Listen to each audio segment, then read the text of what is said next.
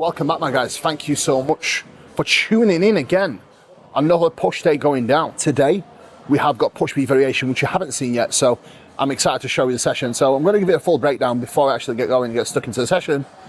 Step by step, exercise by exercise, step by step. Flat dumbbell press to begin with, 2 working sets. Incline flex leverage press, 2 working sets. We've got dip machine, 2 working sets. Line cuff lateral, 3 working sets. Cable fly, 2 working sets. Into a deficit press up for 1 working set. And that's just an all-out set, as many reps as I can. 2 failure, followed by a tricep push down. Then we do have a machine lateral to finish off on. So 16 working sets total, not including the press up, which will take in 17 sets, which is not the lowest volume. I would say it's probably moderate volume. It's volume that I know I can recover from and then repeat it again in 4 days' time, providing my recovery is dialed in and I am not taking my sets above and beyond failure. If I was, I would probably need to work with much lower volume to be able to recover and be able to train at such high frequency. Today we do have 70 kilo dumbbells to play with, and it's probably the heaviest I've pressed with dumbbells in a long time.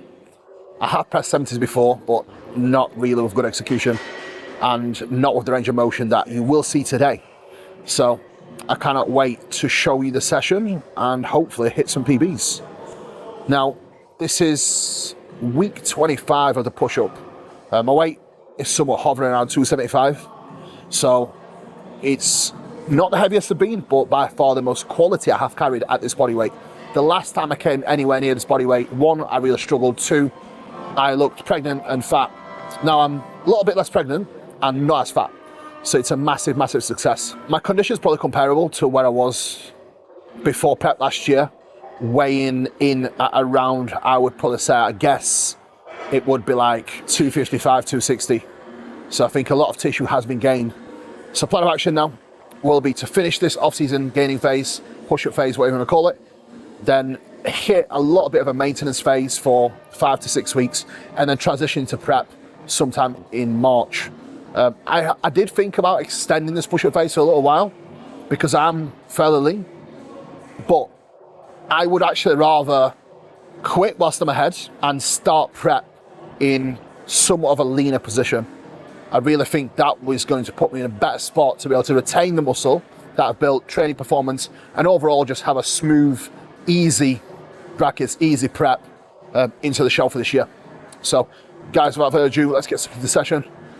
Do my usual shit to begin with, which is going to be planks, some pullover, a little bit of banded stuff, and then get stuck straight into exercise number 1. General warm-up, like I mentioned previously, should not take you any longer than 5 minutes tops.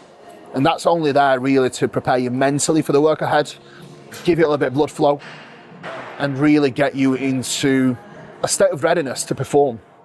So it's all done with a purpose, not just wasting energy. I see so many people go upstairs. We do have like a matted area for MMA and stuff and boxing.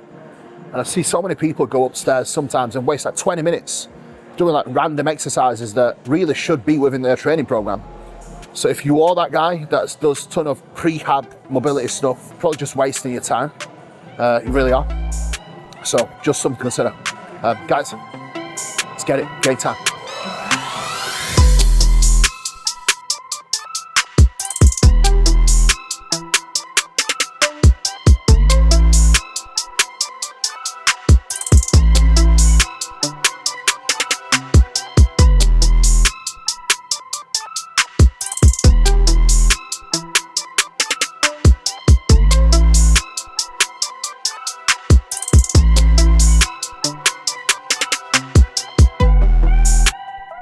Right, let's talk a little bit about auto-regulation. If you're not following set structure or set split, you should be.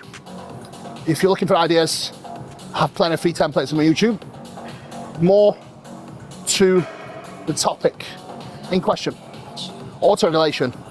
If you ever get to a point where you feel like you have reached a certain level of fatigue that is not allowing you to progress or allowing you to have successful training sessions, this is where you should take extra rest, even if it doesn't land on a rest day. So this is where auto-regulation plays a role within your programming.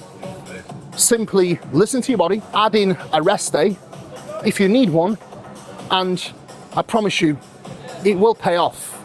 Long-term and short-term. Long-term, meaning you can extend your training block for longer.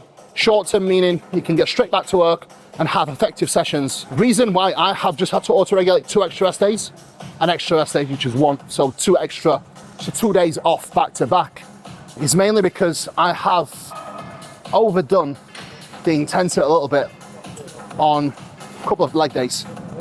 So it happens, it's all good, it's not a bad thing, but smart thing to do is take an extra rest day to give myself just a little bit of more recovery time between the sessions so I can get back in the gym today and get straight back to making progress. You can only do what you can recover from. Write it down.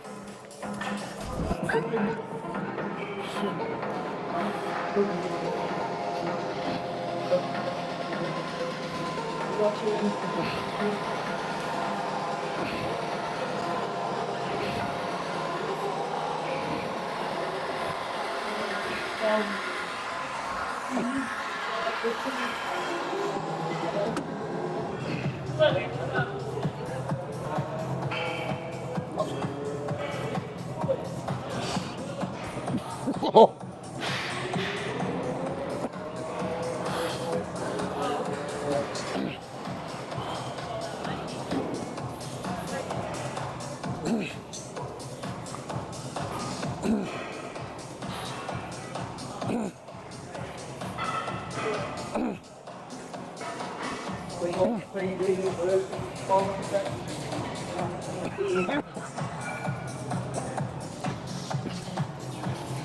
And then take Lateral. My bot. Got it? Yep, thank you.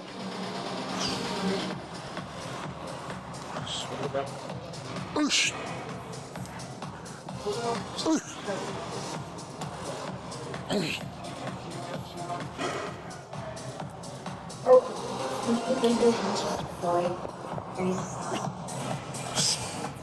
If you match it quite easy, next session, there will be a progression. So today, I got like 6.5 last time I did these, right? Today, if I get better 6, that's a progression. Or if I get 7, that's massive. If I get 8, that's fucking huge. So same attitude and Smith, yeah? And when you get to a certain point in your training, you need to be strategic with progressions. Trying to force progress is only going to cost you progress.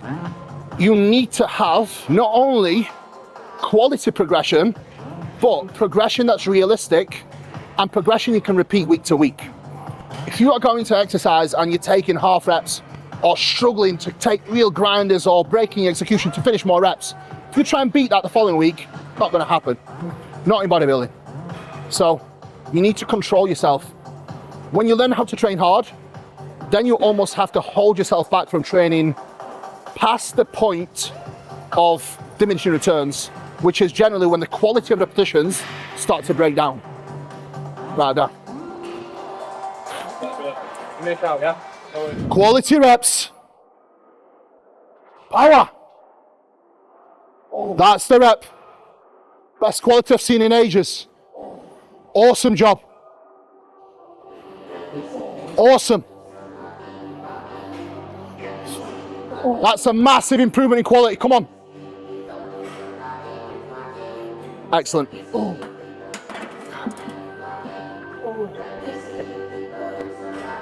That's the range of motion now. You can't go away from that now.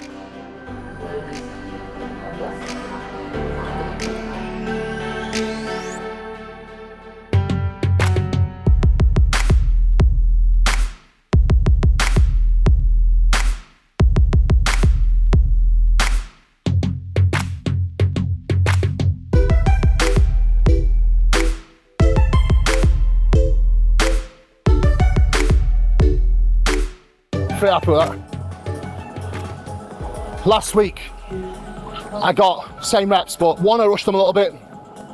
2, not every rep really sunk onto my pecs. So today, that's a progression. Now next week, I know there will be a 7th. So it's just a case of same patient. Back off of 62 now. That should be a decent set. So Let's get it. Second exercise in and you're already just basically working straight away. Pretty much, yeah. I mean, I've just pressed 70s, so I don't really need any extra warm-up sets here. It just serves no purpose. All I need is literally a couple of reps just to get in position, get my exercise set up, and I'm ready to go. So, I see so many guys, right, trying to train in low volume start, right? But they're doing 3-4 sets on every exercise before the actual working sets. It's a waste of time and energy. Save all your energy for the sets that actually matter, which is your working sets, always. 3, 2, 1, up.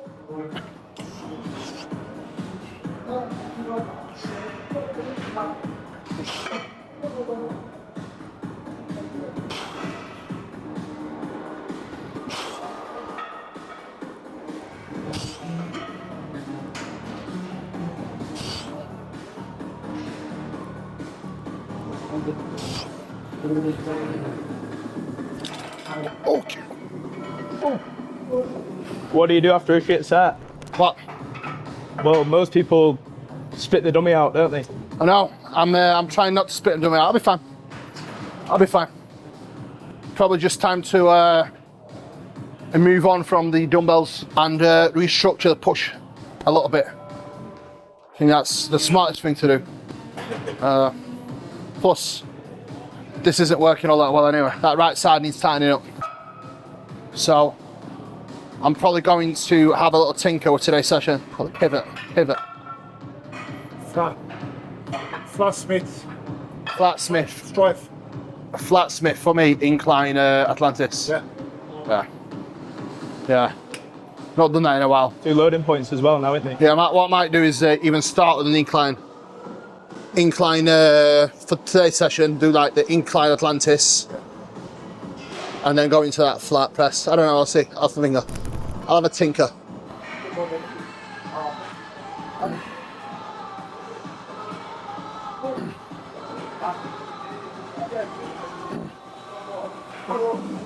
Beautiful. That's 7 good ones. Come on.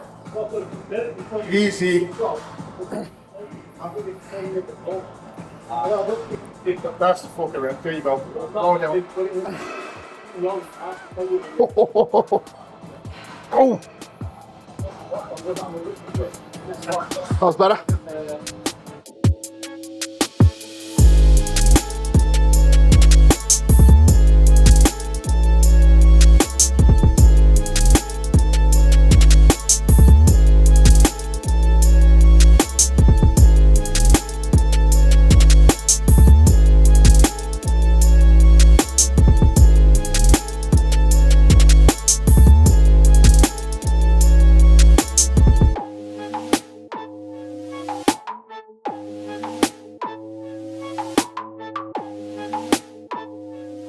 If I'm progressing that, I'm not under recovered, it's just exercise selection. Last time I could barely get 9. Yeah. What's 10? Yeah, that's probably going to take no more. Yeah. I could have maybe ground another one out. So, next session, I'm going to go flat Smith. And then I'm going to go incline Atlantis. And then we've got push on Friday. I'll just jump on incline Smith. At this stage, man, they actually look less stable. It's just that because, do you know what it is? These dumbbells are just very big. But the handles got fatter. I can't grip the handle properly because the handles are so fat. Do you know what I mean? So it's like 60s are fine. It's not the weight, it's the handle. I know. Yeah. Get over it. It's not the weight, it's just more stability, which, if that's a limiting factor, I can't really have the output. Whereas when you have a Smith, same size bar. It's perfect.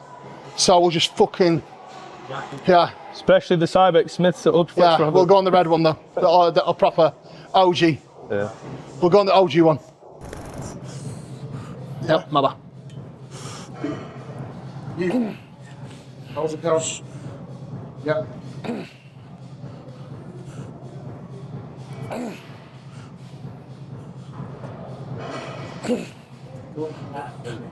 That's it. Swing there.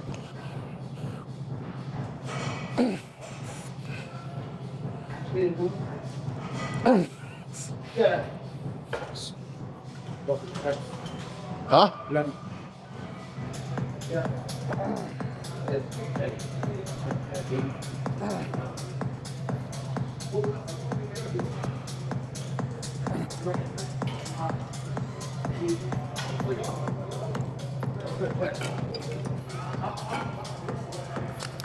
Again, one more up set, a straight to working set. No time wasted, no energy wasted, and all the effort remains for the working sets. How can you determine if you are under recovered or an exercise simply needs rotating out? When you have your session and you go through your session, you look at progression and regression. If it's only certain movements that are taking a hit or not progressing as well, but other movements within that session are still progressing, that's probably not a sign that you are under recovered. It's probably a sign that you may have had that exercise in for a little bit too long and you've hit a stall. You cannot progress an exercise indefinitely. There will come a time where you will come to the end of your ability to progress that exercise within that training block. That is when I think it's appropriate to rotate that exercise in and out. How long can it take? It can take 8 weeks, can take up to 3-4 months. Just depends. So just be mindful of that. And do not rotate exercises out prematurely, and do not assume that potentially you are under recovered as a whole. It might just be a certain exercise that needs to be shifted out.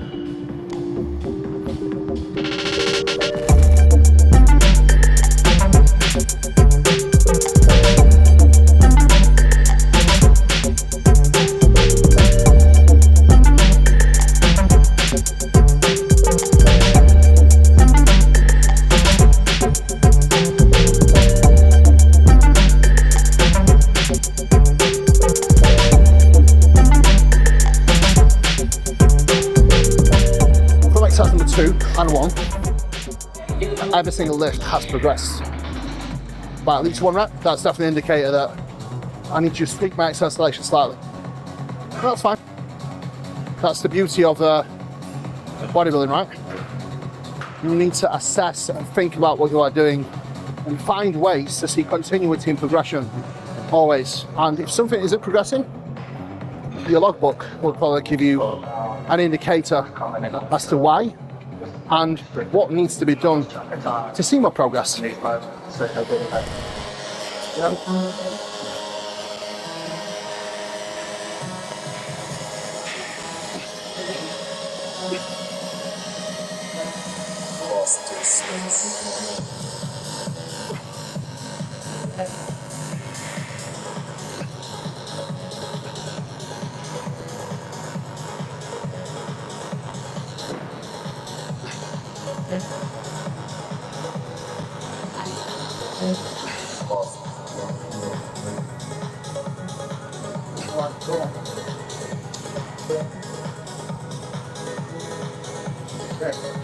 Thank you, come on.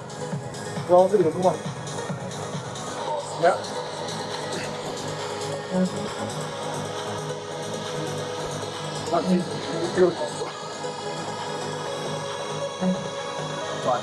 Feels like this. Go back. That's the one. Like the way we used to do. How's that? Everybody's finger. Oh.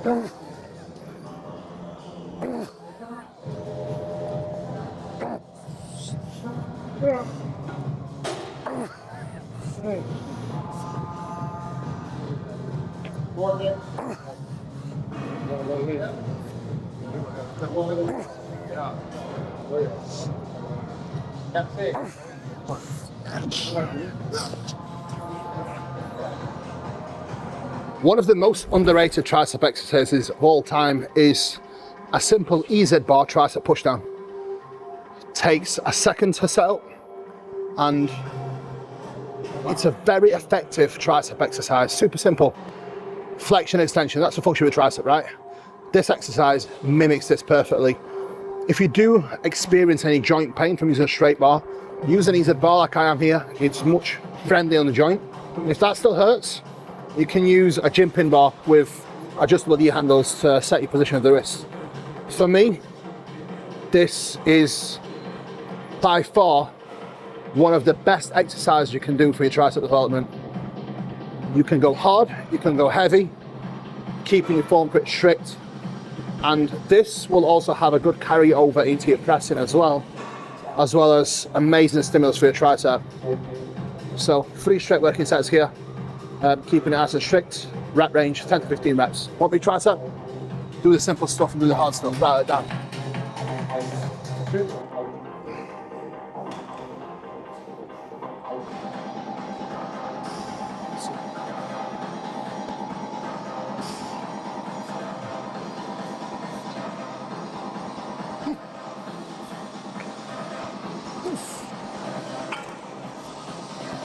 So 16, 15?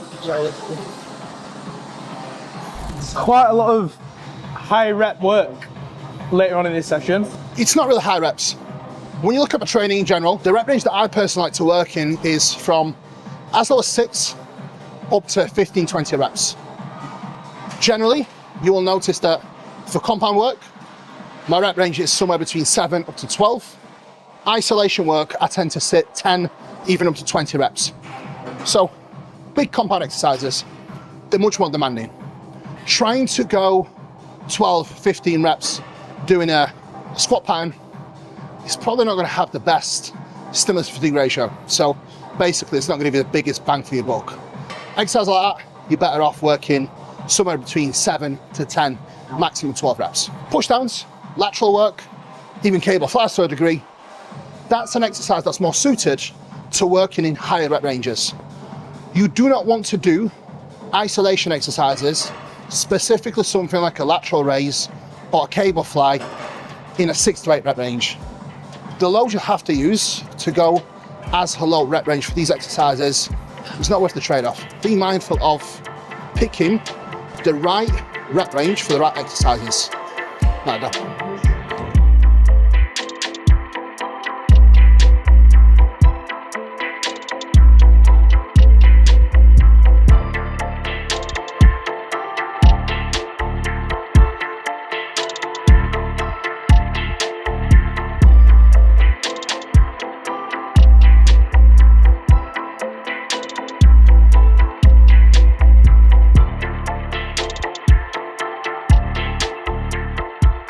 Such a simple exercise, but for me, it's idiot proof. I'm an idiot. I need some idiot proof exercise and programming. Feels so good. In light of recent news about the 3-year pro card limit, what do you think? I think it's a great idea.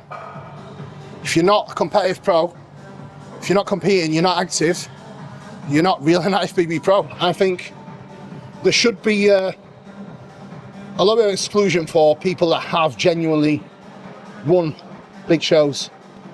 I mean, if you've won a pro show, like, your name should be solidified as a legit pro, right? But if someone just trains to attain IFBB pro status, then I think it's right. You need to stay active, right? It's a bit of a grey area for me, because it's like, where'd you draw the line, right? So I see where they're coming from. I think they want to keep people active. Like, if you want to stay a pro, you need to compete. If you want to retire, then retire by all means. So it does make sense, in my opinion. And I think 3 years as well is perfect, because life happens, right? So I think 3 years is a good amount of time for someone to take off. I think any longer, there's no excuse.